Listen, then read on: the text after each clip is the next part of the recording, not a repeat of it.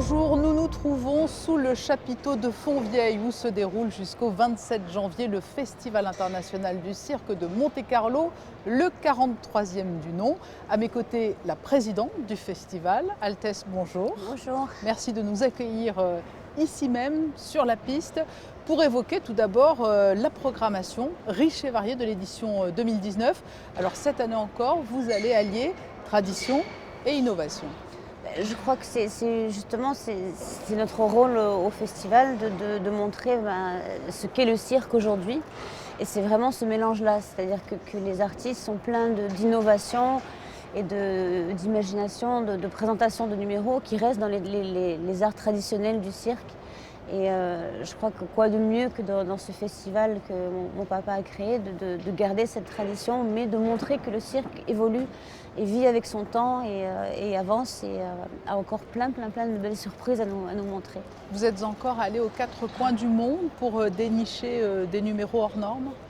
Ben oui, je crois qu'il faut garder le côté international et heureusement il y a encore beaucoup de créativité partout et dans des nations auxquelles on ne s'y attend peut-être pas, notamment l'Éthiopie. Enfin, et on a la chance d'avoir Guy Eradze qui a fait des costumes mais absolument sublissimes pour le festival, spécialement pour le festival, des tapis, mais c'est des choses vraiment magnifiques. Et ça va être très riche, voilà, et un spectacle pour les yeux absolument incroyable. Et après, voilà, toujours on essaye d'allier autant d'acrobatie que de numéros aériens pour qu'il y en ait vraiment pour tout, pour que le spectacle ait un bon rythme. Et voilà, ça va être magique. Acrobatie, la tradition impose aussi les clowns, les trapézistes et puis les animaux. Alors, vous le savez, la présence des animaux au cirque est à l'origine d'une polémique. Certains sont tout à fait réfractaires à l'idée de voir des animaux se produire sous les chapiteaux. Que répondez-vous à cette polémique?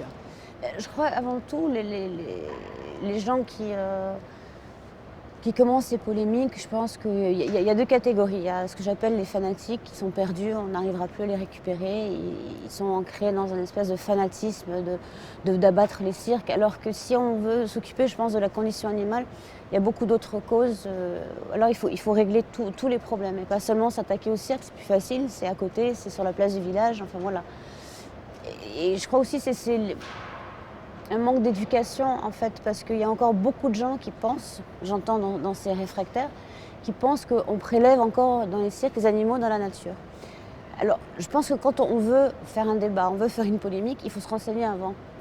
Et c'est interdit par la loi depuis au moins 20-30 ans d'importer des animaux prélevés dans la nature pour les cirques. Et aussi pour les zoos, sauf des autorisations, enfin ça vient d'élevage et tout. Mais un animal à l'état sauvage, on n'a pas le droit de le capturer, ni de le mettre dans un zoo, ni dans un cirque. C'est interdit par la loi. Donc ces gens-là devraient se renseigner avant de dire oui, ces pauvres animaux, on les a enlevés de leur habitat naturel. En aucun cas. Des fauves qui sont élevés au cirque, ça fait 6-7 générations, peut-être 8 générations qui sont élevés au cirque, nourris dans les caravanes, aimés, choyés. Certes, c'est comme dans tout. Il y a des gens qu'il faut condamner et c'est là où on est là, nous, Fédération mondiale et Festival du cirque, pour justement faire en sorte qu'il n'y ait pas de mauvais traitement et que les gens comprennent qu'on contrôle, que c'est dans l'intérêt d'une famille de cirque et des animaux pour pouvoir les garder, qu'ils soient bien traités. Alors de quelle manière justement effectuez-vous ces contrôles? Il y a un vétérinaire, je crois, ici même sur le Festival international du cirque de Monte-Carlo qui passe très fréquemment contrôler les dresseurs, leurs animaux. Déjà, nous, on n'engage pas de numéros parce qu'on sait, on les connaît, qui ne tiennent pas leurs animaux comme il faut. Et d'ailleurs, on a encore la famille Gertner qui est là et lui, ces animaux, c'est des membres à part entière de la famille. C'est ces enfants tout petits qui s'en occupent. Je veux dire, ils vivent avec eux. On peut pas. Et quand j'ai vu aussi dernièrement la polémique des villes qui interdisent les animaux, même les chiens, à ce moment-là, il faudrait qu'ils fassent des tours aussi dans les immeubles et qu'ils enlèvent à certains mètres leurs chiens, qui ne mériteraient pas d'avoir un chien qui reste enfermé de 7h du matin à 7h le soir. Et je crois que la cible facile, c'est les cirques. On ne s'attaque pas vraiment aux choses. Moi aussi, Personnellement, je préfère voir les animaux dans leur habitat naturel, mais l'homme n'est pas capable de protéger l'habitat naturel des animaux. Donc pour préserver des races ou avoir des animaux qui sont nés en captivité, on ne peut pas les remettre dans la nature, on les condamne à mort. Donc si on aime les animaux, ben, on ne veut pas les voir mourir. Et de penser que moi je puisse... j'en avais déjà parlé l'année dernière, je me suis battue corps et âme pour sauver la vie de bébés Népal. Comment est-ce qu'on peut penser que j'encourage les gens et je soutiens les gens qui maltraitent les animaux? C'est quelque chose qui est illogique. Donc je crois qu'avant tout, il faut se renseigner. Les portes des cirques sont ouvertes. Les gens peuvent venir voir. Les ménageries sont ouvertes. Il y aura un open door d'ailleurs demain, Open door ici même. pour expliquer. Mais aussi dans n'importe quel cirque que les gens peuvent aller voir. Les gens de cirque n'ont jamais empêché personne d'aller voir la ménagerie, d'aller voir derrière comment ça se passe. Et ce que je ne comprends pas avec ces réfractaires, c'est qu'ils empêchent les gens qui aiment encore voir les animaux au cirque, de voir des animaux au cirque.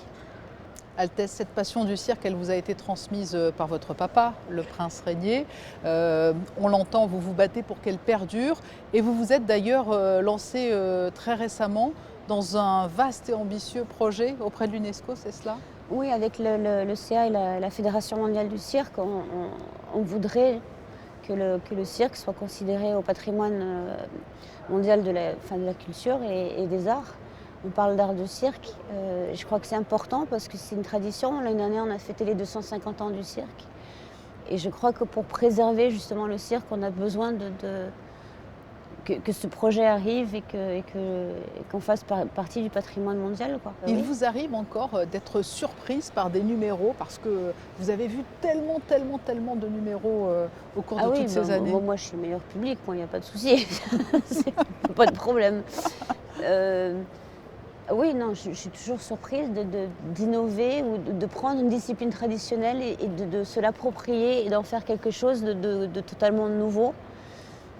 Là, notamment, il y a un numéro aérien qui est un mélange de plein de disciplines au sol, mais qu'ils ont monté en l'air. Enfin, c'est quelque chose d'hallucinant. Et justement, ça je salue d'arriver encore à trouver de la nouveauté et d'avancer, de toujours étonner, en fait. Bien, si vous souhaitez vous aussi découvrir ce numéro parmi tant d'autres, ce numéro époustouflant aérien, le festival du cirque de Monte-Carlo se poursuit donc jusqu'au 27 janvier. Altesse, merci de nous avoir accordé cet entretien et longue vie au cirque.